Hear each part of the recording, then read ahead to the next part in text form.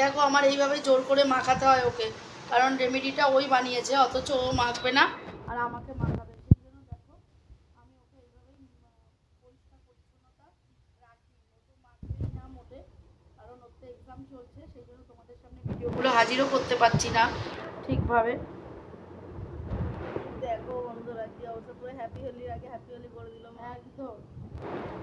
তো ঠিক আছে, তোমরা আমাদের ভিডিও পাবে আবার দুষ্টু মিষ্টি মমসের চ্যানেল থেকে, অবশ্যই পেয়ে যাবে বন্ধুরা।